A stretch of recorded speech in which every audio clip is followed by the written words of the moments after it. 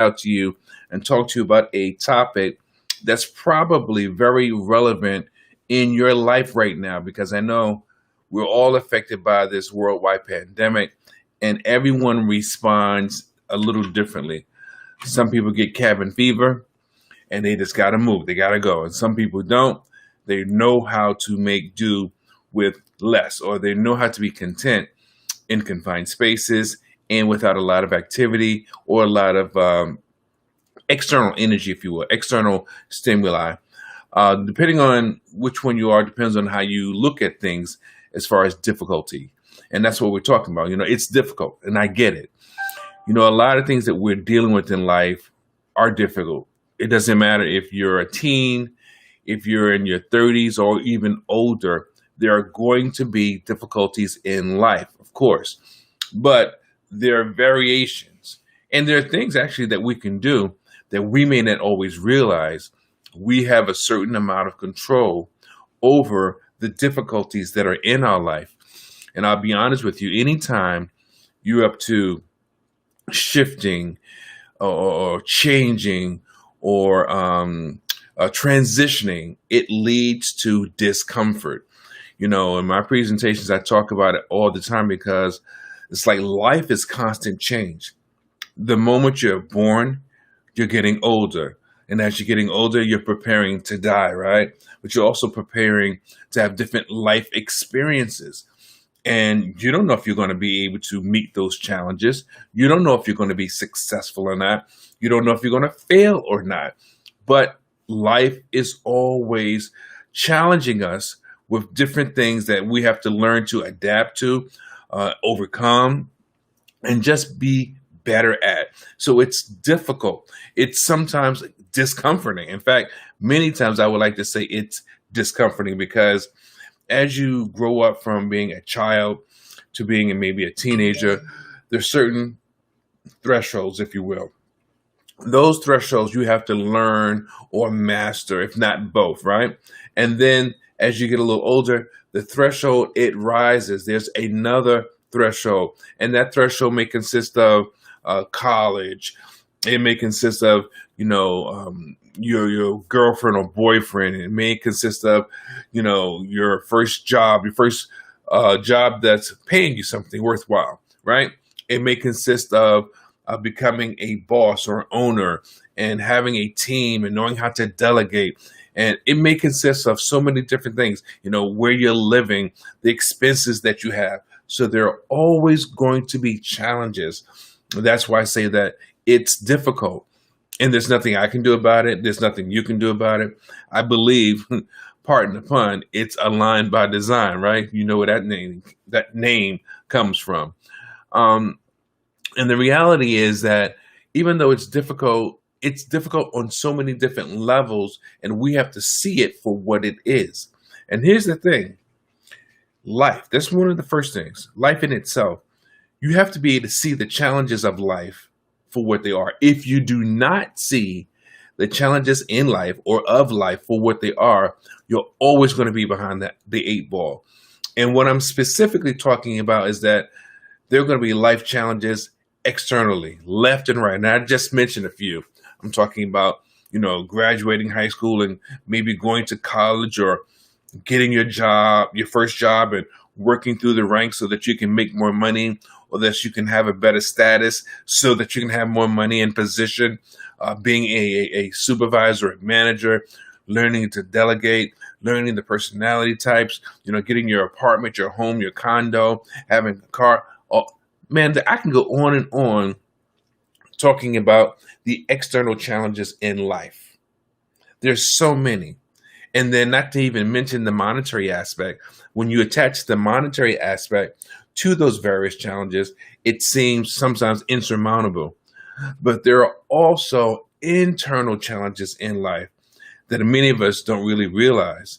And we'll talk about that a little bit later. But some of the other things I'm thinking about, imagine if you have children, right? If you have more than one, it can be a challenge because even though they're your children, they may have some of your DNA. Their personality does not have to be like yours. Their character and temperament does not have to be like yours. Now, you may have done everything in the world to raise them properly, to guide them, to infuse them with good principles and character and an uplifting spiritual lifestyle. But it still does not mean that you literally know them, that you literally will predict or can predict how they're going to do X, Y, and Z.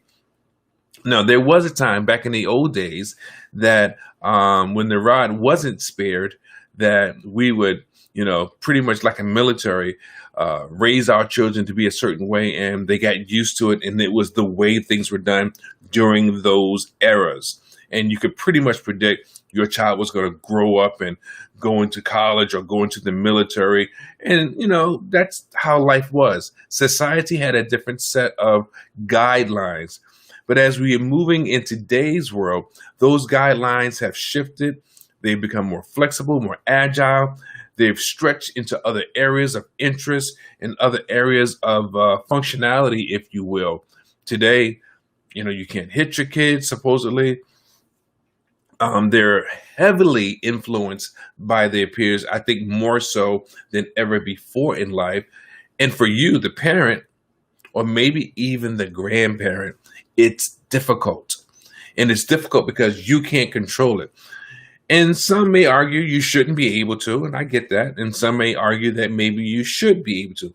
I understand that as well. But nevertheless, it can be difficult, right? Another thing about life, and everything I'm talking about right now is really solely focused on the difficulty of life itself. There are other areas, believe it or not. But other people, you can't dictate how someone's going to respond to you. You can't dictate if someone likes you. You can't dictate someone else's malbehavior. Now, you can confront it. You can address them with it, especially if it affects you, but you still can't guarantee the outcome. And you don't know that they will be willing to receive your critique or criticism and do something about it. Just because you have status, it doesn't mean that they're going to say to themselves, Charles said this about me. Do I do that? Am I that way? And then all of a sudden, they decide they're going to be different. Everything is a process. I mean, every aspect of life. Many times people will only make changes and shifts in their life if they truly want to. And many times they have to go through a tragedy or something very impactful to cause them to see themselves and their situation differently. What I'm saying to you is not rocket science, but many times we just go on autopilot. We live on autopilot, and these things happen as a regular occurrence in our lives, and we don't even think twice. We just react. We don't respond. We react. Those of us that really take time to think, we may choose to respond, because you have to really calculate and understand what's going on. And as Dr. Phil says, you know what? You can't change anything you don't acknowledge. And many of us, it's not that we don't want to acknowledge it, but we haven't been wired that way.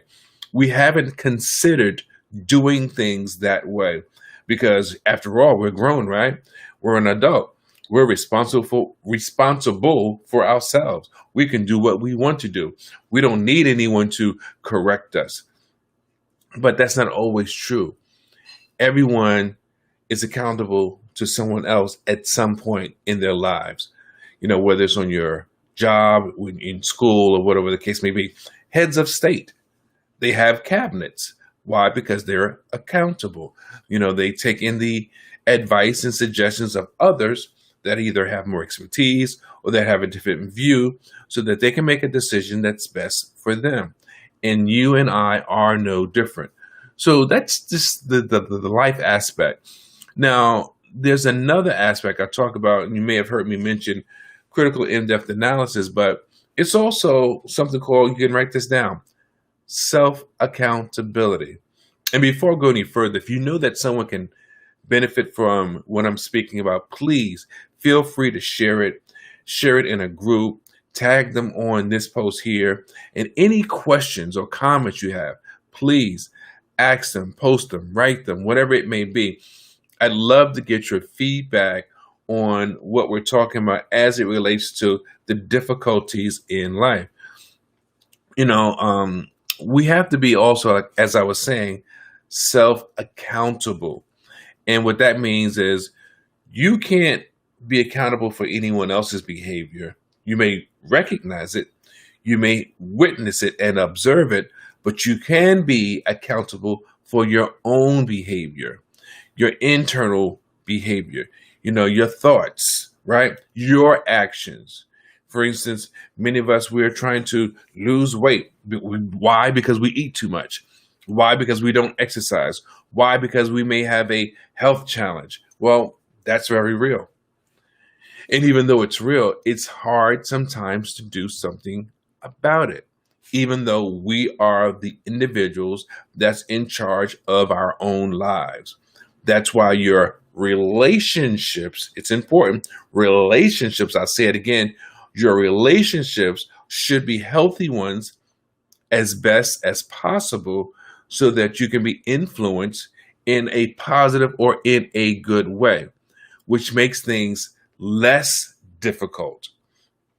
If you don't have healthy relationships, you're left to your own demise, you're left to your own thoughts. And we know that we all have up to 70,000 thoughts daily. And the majority of those thoughts are actually negative. You're doubting yourself, you're wondering, you're self-assessing in the dark, you're not giving yourself credit, you're not looking and feeling favorable about your decisions, about your words, about the way you look, the way you dress, the way you approach things, how you spend your time. That's exhausting. But that's what we go through. That's the real about what we go through. So, self accountability is important.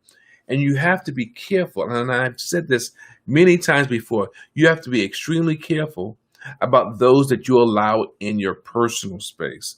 I remember when I went to write my first book, I won't say the name, but a person close to me said, "Man, shut up. You ain't writing no book." Wow. Now I'm a creative being, but it doesn't matter that you have the ability. It doesn't matter that you have the tools, because negativity breeds more negativity. And I could have been very easily shut down. And the person said, "You ain't going to write no book." And I wrote my first book, right? Poetic Expressions. And I'm not selling this because I want you to get the book. I don't even talk about this book. I don't even sell it. It's not even on my website. But I talk about that scenario because that negative person, or that person's negative comment, actually it encouraged me to write the book and complete the book. And I was on fire when I wrote that book. And you know what? That negative person bought a copy of that book. And as you probably know, I've written 7 books since then, but they bought a copy of that book and many of the others. Not all of them, but many of the others. So sometimes you got to flip the script on the negative people in your life. And when you flip the script, look, they will recognize that you are not playing, that you're all about your business. And it happened again. One of my mentors told me to write a book, but I had negative people in my head, talking about, "Man, who's going to buy your book?" Just like when I became a speaker. Look, man, no sense in you going down that path. People don't become speakers unless they become popular, or they become this, or they become that. Well, the truth of the matter is, ladies and gentlemen, we all have to start somewhere. You can't just get to the top. Your first step takes you on the path, on that journey. Your first step is a decisive moment on whether or not you have what it takes. Because if you take that first step, you can definitely take the second step. Because once your foot goes up in the air, it must come down. And you must repeat that same process. And you want to be around more like-minded people. Now, it is difficult, but there's a saying that anything worth having is worth working for or worth working towards. And you want to put yourself in a winning position. And trust me, there are going to be a lot of people who do not want you to win or don't realize how winning for you could be good because it might rub off on them, right? Someone else, they told me, man, what are you going to write a book for? Nobody's going to read your book. And again, I wrote my next book. And by the way, that book, Courage Facing Mortality, it became an Amazon bestseller. And then, of course, you're always going to have your people that want to say something negative about your milestones. Oh, Amazon bestseller ain't nothing. Okay, how many do you have? And it's not to put them down, but it's like you have to protect yourself. And sometimes you have to know how to be quick-witted enough to use not well, yeah, humor sometimes, but you have to also know how to use leverage, how to leverage, a positive over a negative. And the point is, whether it's life, whether it's self accountability, these things that happen to us are real. And no one goes into the world with a manual knowing to expect these things or a formula knowing how to combat these things, but they are real. And, I talk about the books and stuff because those were examples that I had to endure myself. And even your professional endeavors. I mean, and this one is really real.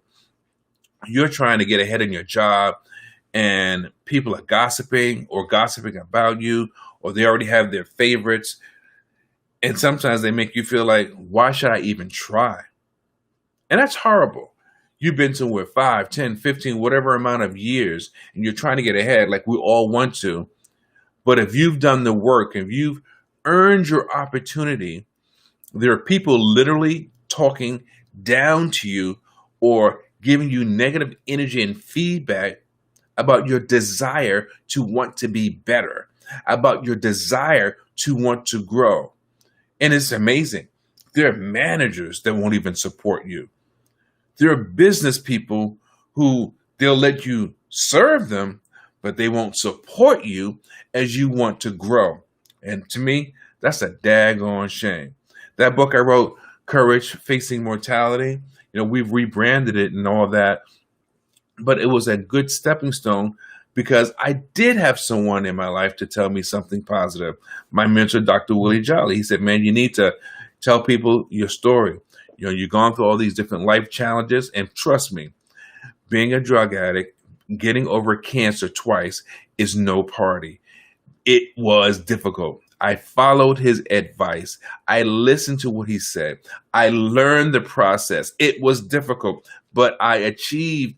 And then I wrote my book, and people started understanding that I was real about this thing called being a speaker, that I was real about being a peak performance strategist, that I was real about progressing with my dreams and my desires. And that's the same thing for you. All you have to do is want to do it. Find out how to do it. Associate with the people, places, and things that are about it, and allow yourself the opportunity to move forward, especially as it relates to your professional endeavors. Look, you're not going to get it by osmosis. You're not going to get it without effort. You're going to lose some sleep. You're going to spend some money. You're going to invest in yourself. You're going to be uncertain. You're going to ride the emotional roller coaster. You're up one day, down another day, up 1 week, down 2 weeks, up for a month. Nothing happening. Things are just going level. Then all of a sudden you get a peak. They say that when you get momentum, when you get mo, and mo is the abbreviated word for momentum. When you get mo on your side, you want to keep mo because it's easier to ride the wave than to find the wave. That's the real.